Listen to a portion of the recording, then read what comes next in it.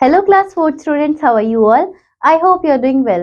I am your EVS teacher Sila, and today we will start your second unit, which is different types of homes and their structure, and your fifth chapter, which is changing homes. So, let's get started. Before starting the chapter, let's do an activity. Who built the home you live in? आप जिस घर में रहते हैं, वो घर किसने बनाया था? When was it built? और ये कब बना था? कितने साल पुराना है आपका घर? What material was used in building it? कौन कौन से मटेरियल को यूज किया गया था इस घर को बनाने में? How much money was spent on building it? आपका ये पूरा घर कितने पैसों में बना था? ये चीज आपको यहाँ पर बतानी है. चलिए अब चैप्टर स्टार्ट करते हैं.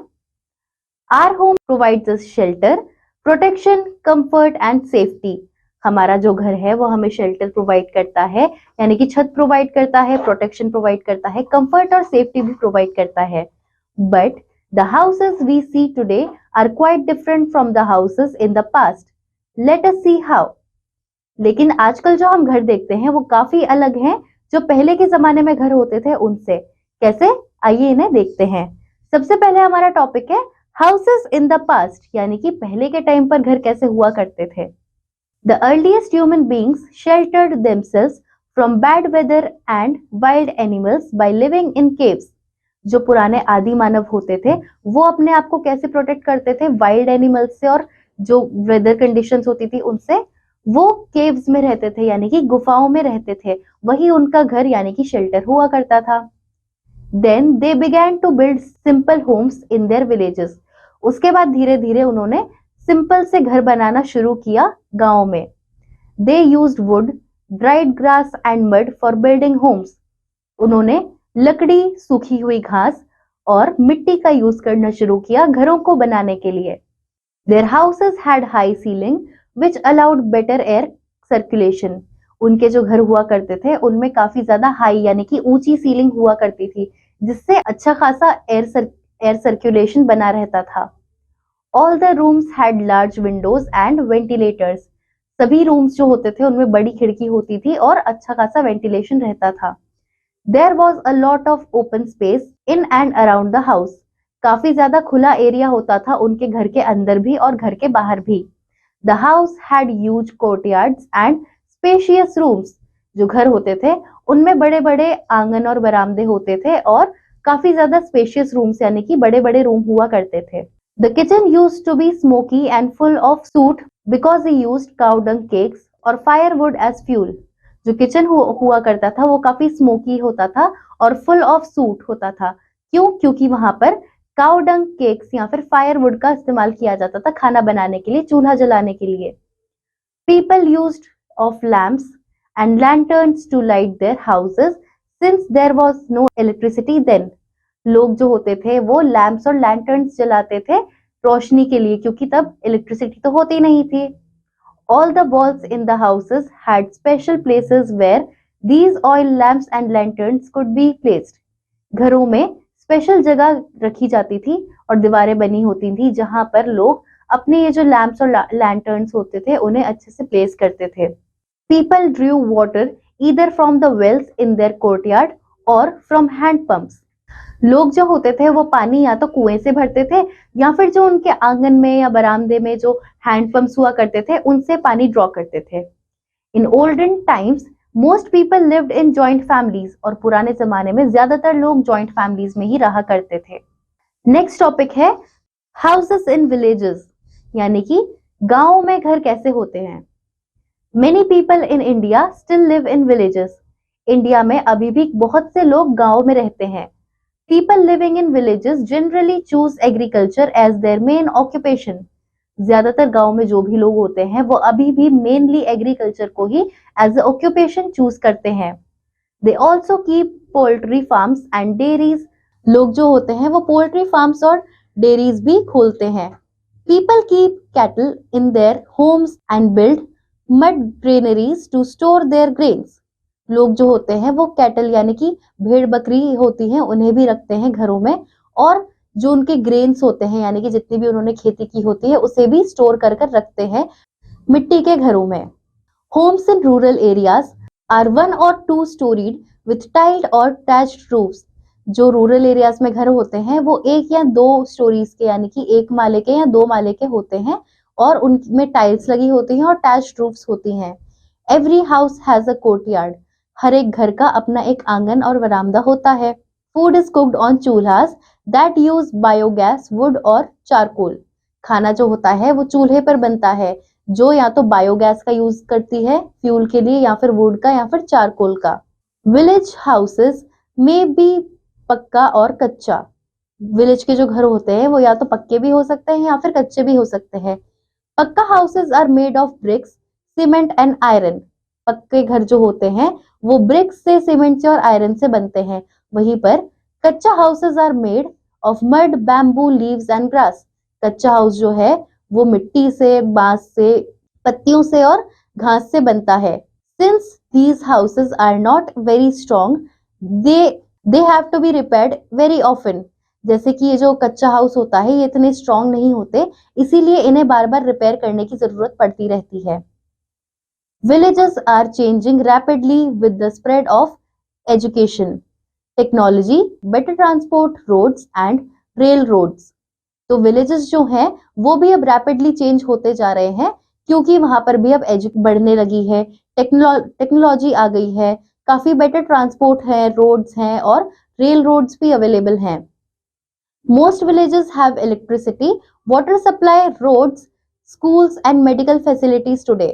आजकल के जो विलेजेस हैं उन सभी में इलेक्ट्रिसिटी है, वाटर सप्लाई भी अच्छा खासा है, रोड्स भी अच्छी हैं और स्कूल्स और मेडिकल फैसिलिटीज भी हैं। The changes can be seen in their houses as well। और लोगों के घरों में भी हमें चेंजेस देखने को मिलेंगे। Now most of the villages people live in पक्का houses। अब अगर आप देखेंगे तो गांव में भी लोग ज्यादातर पक्के घरों में ही रहते हैं। नेक्स्ट टॉपिक देखिए, हाउसेस इन सिटीज। हमने विलेजेस में कैसे घर होते हैं ये डिस्कस कर लिया, अब हम सिटी में कैसे घर होते हैं ये डिस्कस करेंगे। In cities and towns people usually live in pucca houses. जो सिटी और टाउन में जो लोग रहते हैं वो ज्यादातर पक्के घरों में ही रहते हैं। These houses are made of bricks, iron and cement। ये जो घर होते हैं ये ईंट से, पत्थर से, सीमेंट से, इन सभी से बनते हैं। These houses are strong and last for a long time। ये जो घर होते हैं ये काफी स्ट्रॉन्ग होते हैं और काफी सालों तक चलते हैं। They do not need to be repaired often। इन्हें बार बार रिपेयर कराने की जरूरत नहीं पड़ती। The types of houses that we see in cities are। अब यहाँ पर हम देखेंगे कि हमें किस तरीके के घर सिटीज में देखने को मिलते हैं। सबसे पहले है मल्टी स्टोरी बिल्डिंग्स, यानी कि बहुत सारे मंजिलों के घर जो बिल्डिंग्स होती हैं। There are many multi storey buildings in cities.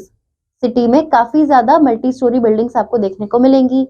Multi storey buildings are tall buildings with many floors.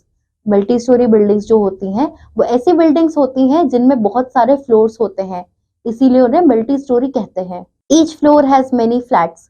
हर एक फ्लोर में बहुत से फ्लैट्स होते हैं। Usually hundreds of people live in a multi storey building. ज्यादातर आपने देखा है कि जो मल्टी स्टोरी बिल्डिंग्स हैं उसमें 100 से ज्यादा लोग रहते हैं। The multi storey building complex usually has all the modern facilities such as a shopping center, community hall and a park। This makes life easy for the people who live there।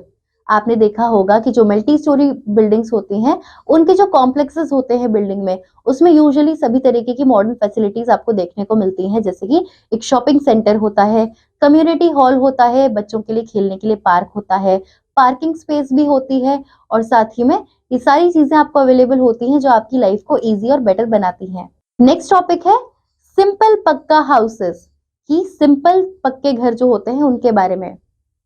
These are small and simple houses with a small veranda and flat roof made of cement and concrete। तो ये देखिए आपको यहाँ पर simple पक्का house का picture भी दिया है जिसमें ये घर जो होते हैं बहुत ज्यादा कॉम्प्लिकेटेड नहीं होते, सिंपल से होते हैं। ये सीमेंट और कंक्रीट से बनाए जाते हैं जिसमें एक वरामदा होता है और फ्लैट रूफ यानी कि छत होती है। Next is bungalows. These are very big and spacious houses with 1 or 2 floors with a lot of space around them। Bungalow जो होते हैं आपको देखिए यहाँ पर पिक्चर में भी दिखाए गए हैं कि इनमें काफी ज्यादा स्पेस होता है, ये काफी बड़े होते हैं और इसमें 1 या 2 फ्लोर्स होते हैं जिसमें भी काफी ज्यादा स्पेस होता है उनके बीच में। Next is Residential colonies. In residential colonies, houses are built together in rows. These houses usually have 2 or 3 stories. जो रेसिडेंशियल कॉलोनीज होती हैं वो ज्यादातर एक ही रो में बनी होती हैं लाइन से, और ये ज्यादातर 2 या 3 फ्लोर्स के होते हैं। Next is slums.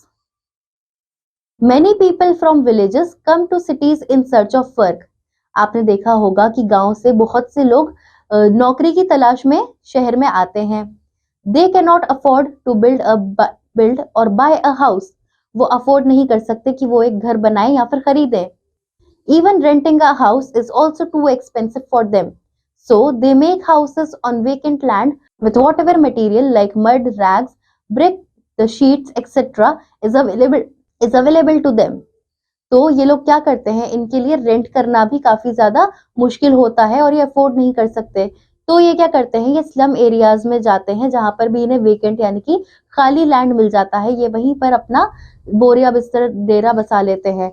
इन्हें जो चीज भी मिल जाए, फिर चाहे मड मिले, रैग्स मिले, ब्रिक्स या कुछ शीट्स मिले, कुछ भी मिले, जो भी इन्हें अवेलेबल हो, ये उन्हीं से अपना कुछ ना कुछ एक झोपड़ी सी बना लेते हैं। These houses do not have facilities like water supply, electricity, etc. ये जो घर होते हैं इनमें किसी तरीके की फैसिलिटी नहीं होती, ना ही पानी की और ना ही इलेक्ट्रिसिटी की। The people in slums live in unhygienic conditions. जो लोग स्लम्स में यानी कि जिन्हें हम झोपड़पट्टी भी कहते हैं, जो लोग ऐसे एरियाज में रहते हैं वो काफी अनहाइजीनिक कंडीशंस में रहते हैं। वहां पर हाइजीन का इतना ध्यान नहीं रखा जाता। There is no safe drinking water and proper toilet facilities for them. वहां पर सेफ ड्रिंकिंग वाटर भी नहीं होता और अच्छी टॉयलेट फैसिलिटीज भी प्रोवाइड नहीं की जाती। Stagnant water and garbage are found all around their houses. गंदा पानी और कूड़ा कचरा भी उनके घरों के आसपास देखने को मिलता है। It is an ideal breeding ground for mosquitoes and flies. और ये मच्छरों और मक्खियों के लिए बहुत ही अच्छी जगह मानी जा सकती है। इस तरीके का हाल होता है स्लम्स का। आपको यहाँ पर इसका भी पिक्चर दिया गया है। अब यहाँ पर देखिए आपको दिया है let's no more. Dharavi in Mumbai is one of the largest slum in Asia. Mumbai में आपने धारवी का नाम तो जरूर ही सुना होगा, वो एशिया का सबसे बड़ा स्लम एरिया है। More than 1 million people live there. 1 million से ज्यादा लोग वहां पर रहते हैं। तो ये चीज आपके लिए एक फैक्ट थी।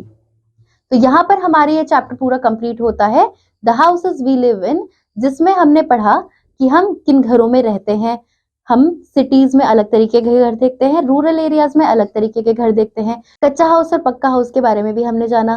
साथ ही में हमने ये देखा कि घरों के टाइप्स किस तरीके के होते हैं, चाहे फिर वो एक सिंपल घर हो या फिर बंगलो हो या फिर स्लम्स हो। हमने पूरा ही सब कुछ अच्छे से डिटेल में समझा है। तो आई होप आपको ये चैप्टर अच्छे से क्लियर होगा। एक्सरसाइज आप अपने आप करेंगे and we'll meet you in the next class. Till then bye students.